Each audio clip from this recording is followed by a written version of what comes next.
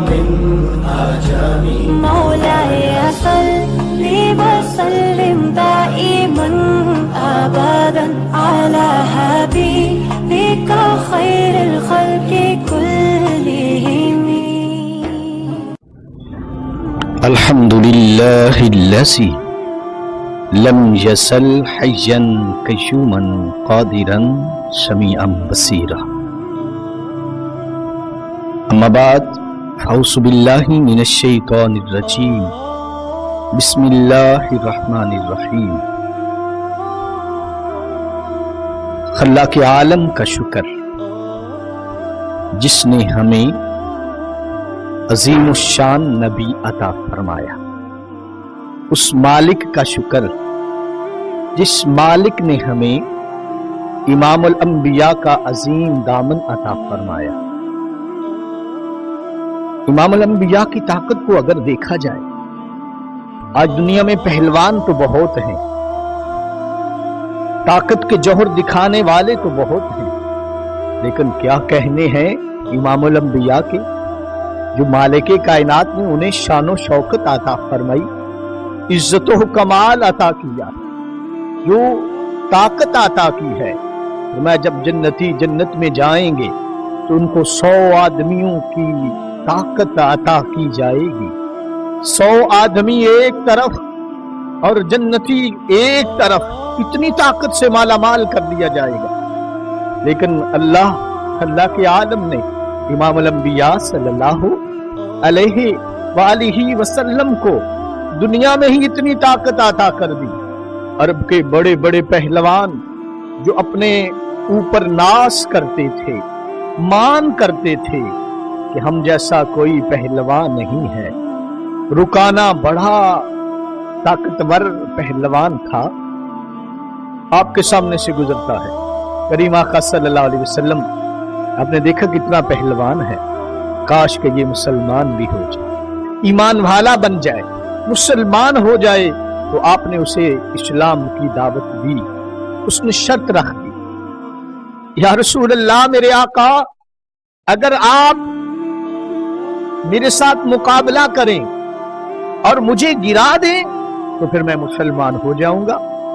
اب ایک طرف اسلام کی دولت تھی اور ایک طرف مقابلہ. تو اللہ کے محبوب صلی اللہ علیہ وسلم نے فرمایا ٹھیک ہے.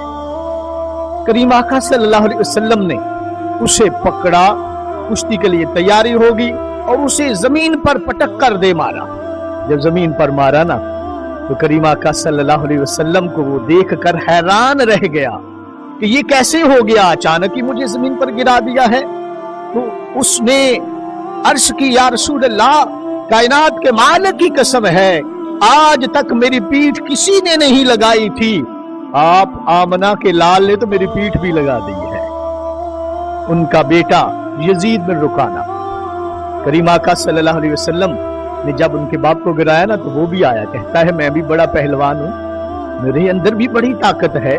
یا رسول اللہ صلی اللہ علیہ وسلم، میرے آقا، میرے پاس یہ 300 بکریاں ہیں، اگر آپ مجھے گرا دیں تو 100 بکری میں آپ کو دے دوں گا.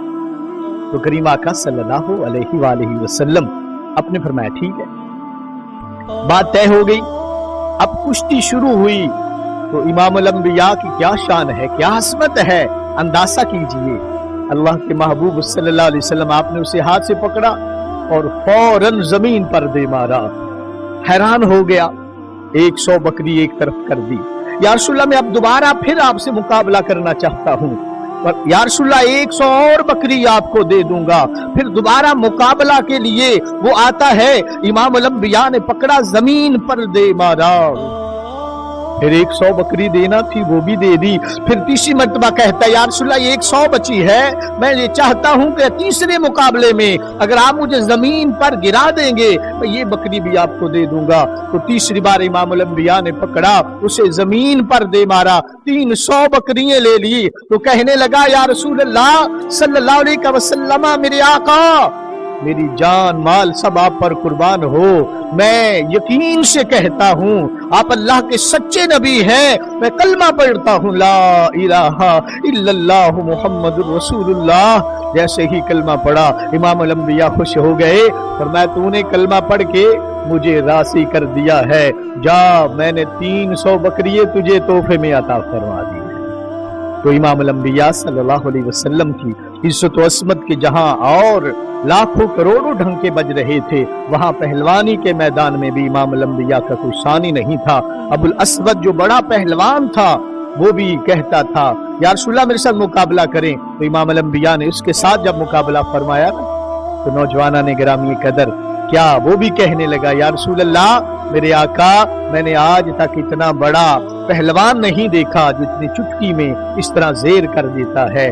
نوجوانان گرامی قدر، اللہ خلاق کے عالم کا شکر ہے جس نے امام الانبیاء عظیم الشان مرتبے کا مالک ہمیں نصیب فرمایا، آمین۔ قبر اندھیری میں گھبراؤں گا جب تنہا،